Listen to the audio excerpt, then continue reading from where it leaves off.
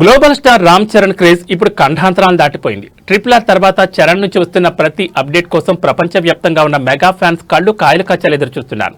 ప్రస్తుతం చరణ్ ఉప్పెన ఫేమ్ బుచ్చిబాబు సానా దర్శకత్వంలో చేస్తున్న period sports drama Peddi.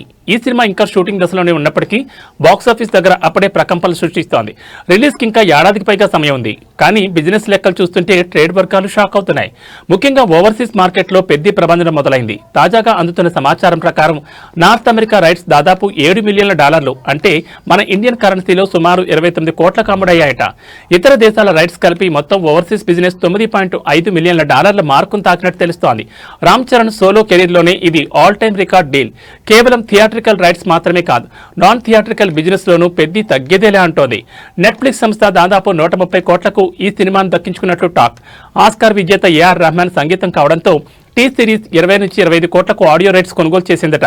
Cinema release కాకముందు కేవలం ఈ 2 డీల్స్ ద్వారానే నిర్మాతలు 150 కోట్లు రికవరీ చేశారంటే చరణ్ మార్కెట్ స్టామినా ఏంటో అర్థం చేసుకోవచ్చు.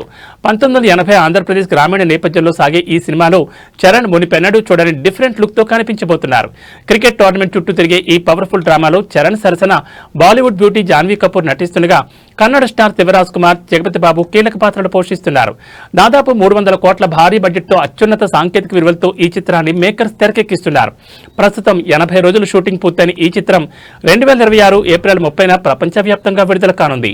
RRR తో వచ్చిన గ్లోబల్ ఇమేజ్ ను పెద్ది మరో లెవెల్ తీసుకెళ్తుందని ట్రేడ్ పండితులు అంచనా వేస్తున్నారు. మరి ఈ గ్రామీణ యోధుడు బాక్సాఫీస్ దగ్గర ఎన్ని రికార్డులను తిరగరాస్తాడో వేచి చూడాలి.